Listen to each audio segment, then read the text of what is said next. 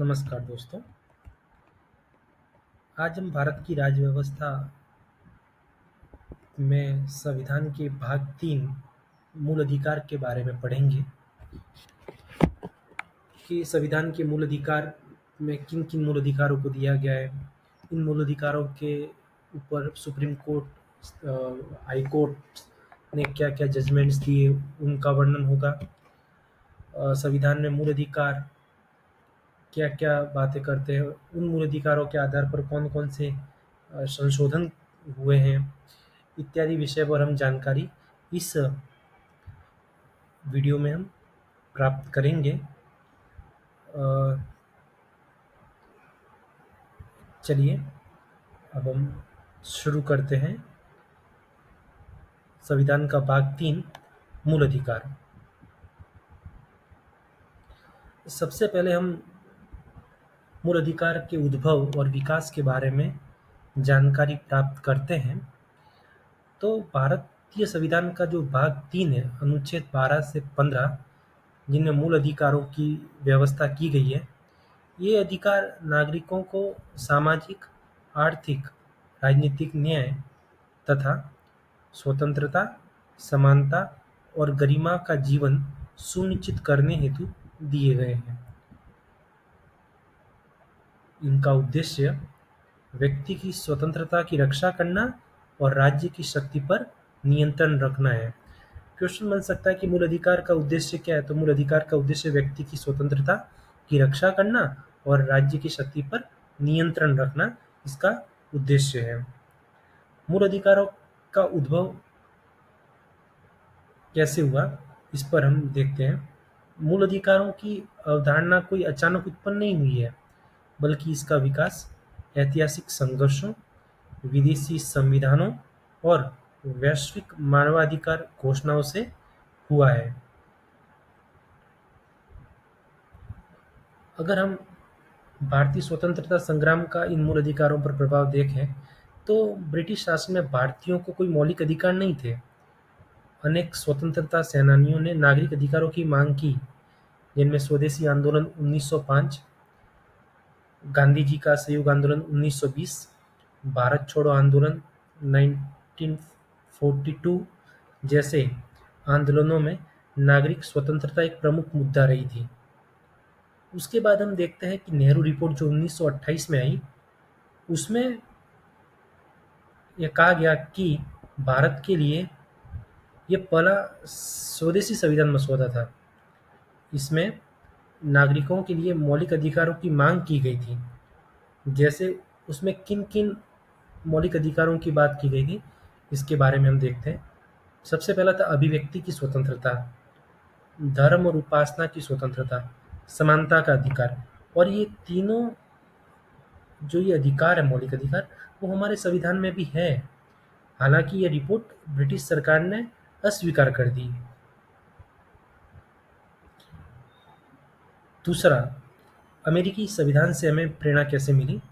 भारतीय संविधान निर्माताओं ने अमेरिका के बिल ऑफ राइट्स से प्रेरणा ली, जिसमें नागरिकों को सरकार के विरुद्ध सुरक्षा प्रदान करने के लिए मौलिक अधिकार दिए गए हैं। चौथा देखें, आयरिश संविधान और न्यायिक संरक्षण। आयरलैंड से हमने नीति निर्देशक तत्वों भाग 4 जो है, इसके आगे हम पढ़ेंगे, की प्रेरणा ली, लेकिन न्यायिक संरक्षण सहित मौलिक अधिकारों की अवधारणा मुख्यतः अमेरिका से ली गई है। सार्वभौमिक मानवाधिकार का घोषणा पत्र 1948 यूएन द्वारा जारी। संयुक्त राष्ट्र संघ ने 1948 में यह घोषणा पत्र पारित किया, जिसमें मानव अधिकारों की वैश्विक स्वीकृति दी गई, और भारतीय संविधान जो है इसका समर्थन करता है। आगे हम पढ़ें कि संविधान में मौलिक अधिकारों का विकास कैसे हुआ। तो संविधान सभा में पहले चर्चा, डॉक्टर भीमराव अंबेडकर की अध्यक्षता में संविधान सभा ने मौलिक अधिकारों पर गहन विचार विमर्श किया। 1947 से 1949 के बीच मूल अधिकारों का ढांचा तैयार हुआ, और 26 जनवरी 1950 को संविधान लागू होते ही ये मौलिक अधिकार प्रभाव में आए।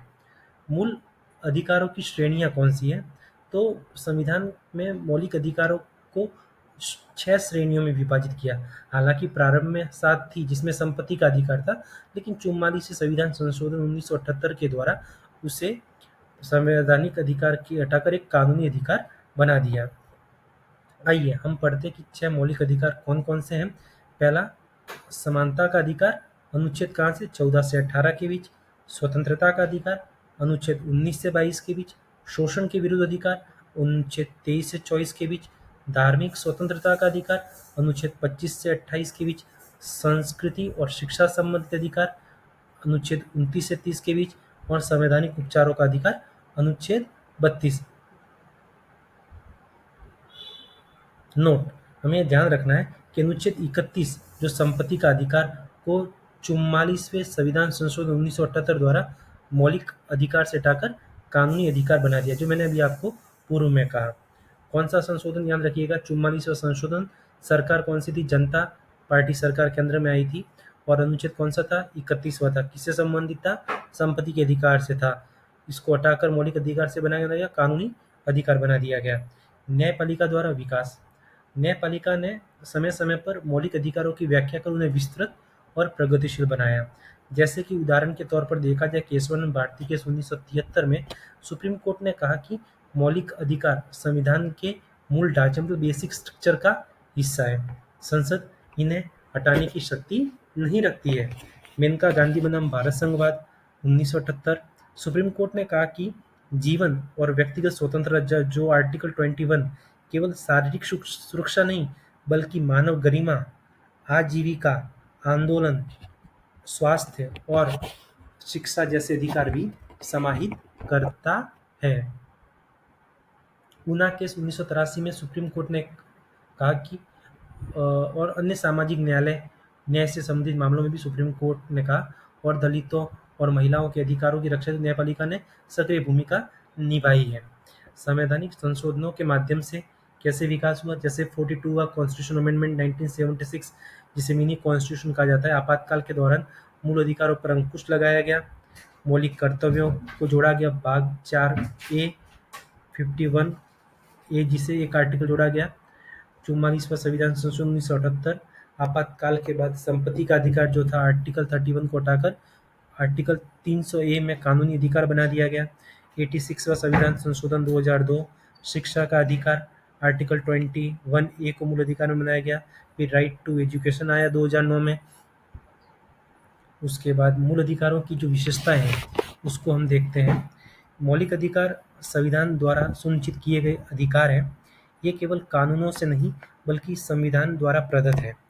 इनका उल्लंघन होने पर सीधे सुप्रीम कोर्ट या हाई कोर्ट में याचिका दायर की जा सकती है, निचली अदालतों में नहीं, सुप्रीम कोर्ट या हाई कोर्ट में।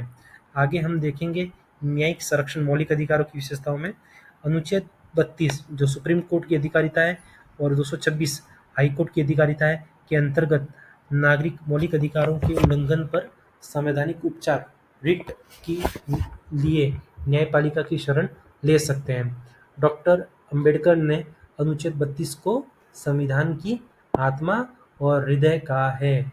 मोस्ट इम्पोर्टेंट है, यहाँ से क्वेश्चन पूछा जाता है कि डॉक्टर बाबा साहब अम्बेडकर ने किस अनुच्छेद को आत्मा और हृदय कहा है संविधान की, तो अनुच्छेद 32 है। आगे देखिएगा सार्वभौमिकता। मौलिक अधिकार भारत के सभी नागरिकों, कुछ मामलों में व्यक्तियों पर लागू होते हैं, चाहे उनका धर्म, जाति, लिंग, भाषा या क्षेत्र कुछ भी हो। उदाहरण के लिए अनुच्छेद 14 सभी के लिए समानता, जिसमें भारतीय नागरिक हो या विदेशी, सबके लिए समान है। नकारात्मक और सकारात्मक प्रकृति। कुछ अधिकार राज्य को किसी कार्य से रोकते हैं, जैसे अनुच्छेद 15 भेदभाव न करना। कुछ अधिकार राज्य को कार्य करने का निर्देश देते हैं, जैसे अनुच्छेद 21A निःशुल्क और अनिवार्य शिक्षा देना। आगे हम देखते हैं सीमित प्रकृति।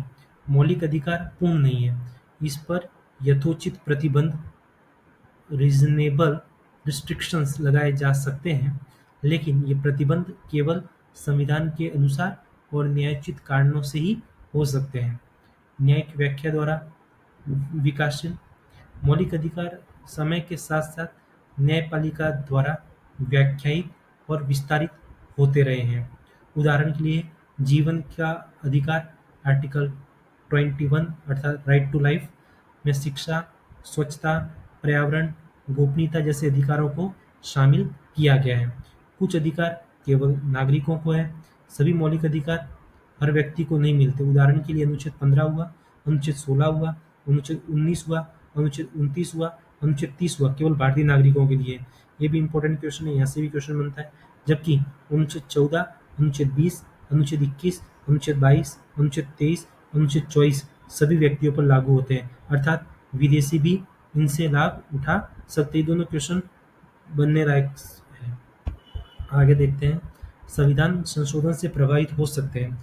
संसद इन अधिकारों में संविधान संशोधन द्वारा बदलाव कर सकती है, लेकिन वह संविधान के मूल ढांचे को नष्ट नहीं कर सकती। यह मूल ढांचे का जो कॉन्सेप्ट है वो सुप्रीम कोर्ट ने केशवानंद बनाम भारत संघ बाद 1973 में अपने निर्णय में दिया था। मौलिक अधिकार और नीति निर्देशक तत्वों में संतुलन। संविधान मौलिक अधिकारों और नीति निर्देशक तत्वों के बीच संतुलन बनाए रखने का प्रयास करता है। दोनों मिलकर अर्थात मौलिक अधिकार और नीति निर्देशक तत्व कल्याणकारी राज्य की स्थापना में योगदान करते हैं। आपातकाल में स्थगन योग्य। राष्ट्रीय आपातकाल जो आर्टिकल 352 के दौरान अनुच्छेद 19 के अधिकार स्वतः निलंबित हो जाते हैं और अन्य अधिकारों पर भी राष्ट्रपति आदेश द्वारा रोक लगाई जा सकती है। अनुच्छेद 20 और 21 को 44वें संविधान संशोधन द्वारा आपातकाल में भी सुरक्षित किया गया है। कौन से आपातकाल में दो मौलिक अधिकार सुरक्षित रह सकते हैं? 20 और 21। आगे देखते हैं नोट। मूल अधिकार के भाग 3 को जो है भारतीय संविधान का मैग्ना कार्टा कहा जाता है। हमको पूछे प्रश्न कि भारतीय संविधान का मैग्ना कार्टा किसे कहा जाता है, तो संविधान का भाग 3 मूल अधिकार को। अनुच्छेद 12 के रूप में हम स्टार्टिंग करते हैं। मूल अधिकार अनुच्छेद 12 से स्टार्ट होता है, 12 से लेकर 30 तक, 32 तक, 32 तक। तो अनुच्छेद 12 हम पढ़ते हैं। अनुच्छेद 12 भारतीय संविधान का एक महत्वपूर्ण प्रावधान है जो राज्य की परिभाषा देता है। यह संविधान के भाग 3 के तहत आता है। मूल अधिकार केवल राज्य के खिलाफ होते हैं, इसलिए यह जानना जरूरी है कि राज्य की से क्या तात्पर्य है। अब हम देखते हैं कि राज्य में कौन कौन आता है। केंद्र सरकार आती है और संसद, राज्य सरकार और उसकी विधानसभाएं, स्थानीय प्राधिकरण जैसे नगर पालिका, पंचायत आदि। अन्य प्राधिकरण इसमें वे संस्थाएं आती है जो सरकारी नियंत्रण में है या जिनका कार्य एक सार्वजनिक कार्य होता है। उदाहरण के लिए सरकारी कंपनियां जैसे ओएनजीसी, एलआईसी। विश्वविद्यालय अगर वे सरकार से सहायता प्राप्त कर रहे हो तो। कोई ऐसा संगठन जो सरकारी कर्तव्य निभा रहा हो। यह हमें ध्यान रखने योग्य बिंदु है। महत्व क्यों है इसका? अगर कोई व्यक्ति अपने मूल अधिकारों का उल्लंघन होता दिखता है तो वह केवल राज्य के खिलाफ ही कोर्ट में जा सकता है। इसलिए जानना जरूरी है कि कौन राज्य माना जाएगा, कौन राज्य माना जाएगा। महत्वपूर्ण न्यायिक व्याख्याएं अनुच्छेद 12 के तहत कौन सी हुई? अजय वर्सेस खालिद मुजीब 1981। बाद में अदालत ने कहा कि अगर कोई संस्थान सरकार द्वारा नियंत्रित होती है और जनता के लिए कार्य कर रही है तो वह भी राज्य मानी जाएगी। आप इसको कहीं कोट कर सकते हैं। दूसरा, Rajasthan electricity board versus Mohanlal 1967 में न्यायालय ने कहा कि बिजली बोर्ड को राज्य माना गया क्योंकि यह सरकारी नियंत्रण में था।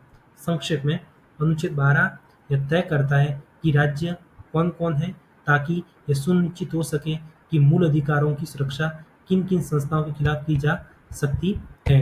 अनुच्छेद 13 के बारे में हम बात करते हैं। अनुच्छेद 13 भारतीय संविधान का एक महत्वपूर्ण अनुच्छेद है जो मूल अधिकारों की रक्षा सुनिश्चित करता है। अनुच्छेद 13 मूल अधिकारों की रक्षा सुनिश्चित करता है। यह तय करता है कि कोई भी कानून जो नागरिकों के मूल अधिकारों का उल्लंघन करता है अमान्य, नल एंड वॉइड हो जाएगा। अनुच्छेद 13 मोस्ट इंपोर्टेंट। अनुच्छेद 13 की एक व्याख्या देखें तो अनुच्छेद 13 एक कहता है कि संविधान लागू होने से पहले जो भी कानून अस्तित्व में थे, यदि वे संविधान के किसी भाग 3 जो मूल अधिकार है की विरोधाभासी है तो वह उस सीमा से तक अमान्य होंगे। मतलब जो ब्रिटिश काल में जो भी कानून बने और वह किसी मौलिक अधिकार का उल्लंघन करता है तो वह अमान्य हो जाएगा। देखिए उदाहरण, अगर कोई कानून ब्रिटिश काल में बना है और वह किसी मौलिक अधिकार का उल्लंघन करता है तो वह अमान्य हो जाएगा। अनुच्छेद 13(2) कहता है कि राज्य ऐसा कोई कानून नहीं बना सकता जो मूल अधिकारों का हनन करता हो। यदि ऐसा कोई कानून बनाया गया तो वह शुरू से ही अमान्य होगा। अनुच्छेद 13(2) कहता है मतलब संसद या राज्य की विधानसभाएं कोई ऐसा नया कानून नहीं बना सकती जो नागरिकों के मूल अधिकारों की हो या चिंता हो। अनुच्छेद 13(3) क्या कहता है? इस खंड में कानून में शामिल है कोई भी अधिनियम, एक्ट, अध्यादेश, ऑर्डिनेंस, आदेश, ऑर्डर, नियम, रूल्स और उपविधि, बाय लॉ। यानी कानून का मतलब केवल संसद द्वारा पारित नहीं बल्कि हर प्रकार का सरकारी आदेश, नियम इस दायरे में आता है। अनुच्छेद 13(4) क्या कहता है? संविधान 24वां संशोधन 1971 के तहत इस अनुच्छेद 13(4) को जोड़ा गया। अब इसमें कहा गया कि संविधान संशोधन को अनुच्छेद 13 के तहत कानून नहीं माना जाएगा। इसका मतलब है कि संविधान में बदलाव, संशोधन करके मूल अधिकारों को बदला जा सकता है, लेकिन संसद कोई आम कानून बनाकर उसे नहीं हटा सकती। मतलब उसके लिए आपको संविधान में संशोधन करना पड़ेगा। अगर मूल अधिकार को हटाना है तो आम कानून के द्वारा संसद कानून बनाकर इसको नहीं हटा सकती। महत्वपूर्ण केस क्या है? गोलकनाथ केस 1967 बहुत फेमस केस है। इसमें पहले कहा गया था कि संसद मूल अधिकारों को संशोधित नहीं कर सकती, लेकिन बाद में केशवानंद केस में इसे पलट दिया। सुप्रीम कोर्ट ने केशवानंद भारती पर 1973 में कहा कि संविधान संशोधन किया जा सकता है, लेकिन संविधान की मूल संरचना जो बेसिक स्ट्रक्चर को नहीं बदला जा सकता। अनुच्छेद 13 के अगर हम सारांश के रूप में देखें तो अनुच्छेद 13(1) कहता है संविधान से पहले के कानून मूल अधिकारों के विरुद्ध होंगे तो मान्य होंगे। 13(2) कहता है राज्य ऐसा कोई नया कानून नहीं बना सकता जो मूल अधिकारों का उल्लंघन करता हो। 13(3) कहता है कानून शब्द में सभी प्रकार के नियम, अधिनियम, आदेश आते हैं। 13(4) कहता है संविधान संशोधन को कानून नहीं माना जाएगा। 24वां संविधान संशोधन। अनुच्छेद 14 के बारे में देखते हैं। अनुच्छेद 14 भारतीय संविधान का एक मूलभूत और एक अत्यंत महत्वपूर्ण अनुच्छेद है। यह नागरिकों को समानता का अधिकार, राइट टू इक्वलिटी, प्रदान करता है। अनुच्छेद 14 की जो मूल भाषा क्या है? राज्य भारत के किसी क्षेत्र में किसी भी व्यक्ति को कानून के समक्ष समानता या कानूनों के समान संरक्षण से वंचित नहीं करेगा। अगर सरल भाषा में इसको समझे तो अनुच्छेद 14 कहता है कि हर व्यक्ति को कानून के सामने समान माना जाएगा। हर व्यक्ति को कानून के समान संरक्षण का अधिकार होगा। यह अधिकार सिर्फ नागरिकों के लिए नहीं बल्कि हर व्यक्ति यानी पर्सन्स के लिए है, यानी विदेशी नागरिक भी भारत में इसका लाभ उठा सकते हैं। अनुच्छेद 14 की दो प्रमुख तत्व कौन से हैं? कानून के समक्ष समानता। इसका मतलब है कि हर व्यक्ति कानून की नज़र में बराबर है, कोई भी विशेषाधिकार प्राप्त नहीं करेगा, चाहे वह आम व्यक्ति हो या भारत का प्रधानमंत्री। उदाहरण के रूप में अगर कोई बड़ा उद्योगपति और एक आदमी एक ही अपराध करता है तो दोनों को समान सजा मिलनी चाहिए। कानून का समान संरक्षण, इसका अर्थ है कि सभी लोगों को कानून का समान फायदा मिलेगा, लेकिन यह समान व्यवहार नहीं बल्कि तर्कसंगत वर्गीकरण, रीजनेबल क्लासिफिकेशन की अनुमति देता है। आपको पूछे कि तर्कसंगत वर्गीकरण, रीजनेबल क्लासिफिकेशन की अनुमति कौन सा संविधान का अनुच्छेद देता है? तो अनुच्छेद 14। उदाहरण के लिए महिलाओं को विशेष सुरक्षा देना या गरीबों के लिए विशेष योजनाएं बनाना, यह अनुच्छेद 14 का उल्लंघन नहीं है क्योंकि ये तर्कसंगत भेदभाव है, रीजनेबल डिस्क्रिमिनेशन है। तर्कसंगत वर्गीकरण, रीजनेबल क्लासिफिकेशन के लिए दो शर्तें हैं। वर्गीकरण स्पष्ट हो और एक उद्देश्य की पूर्ति करे। उसका सरकार के उद्देश्य से तर्कसंगत संबंध हो। मतलब सरकार विशेष वर्ग जैसे किसान, महिला, विकलांग को विशेष लाभ दे सकती है अगर वह समाज में सुधार के लिए हो।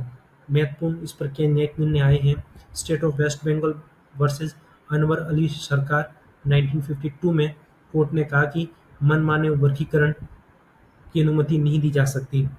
EP Royappa versus state of Tamil Nadu 1974 में अदालत ने कहा कि असमानता का मतलब है मनमानी के खिलाफ सुरक्षा, यानी सरकार का हर कार्य निष्पक्ष, न्यायसंगत और तर्कसंगत होना चाहिए।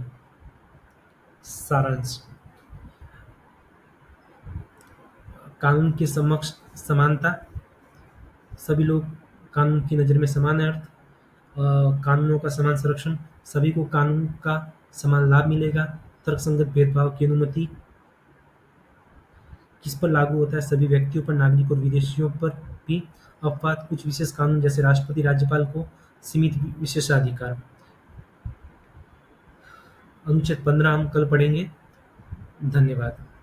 अगर आपको ये वीडियो पसंद आया हो तो इसे लाइक, सब्सक्राइब और शेयर जरूर करें। धन्यवाद।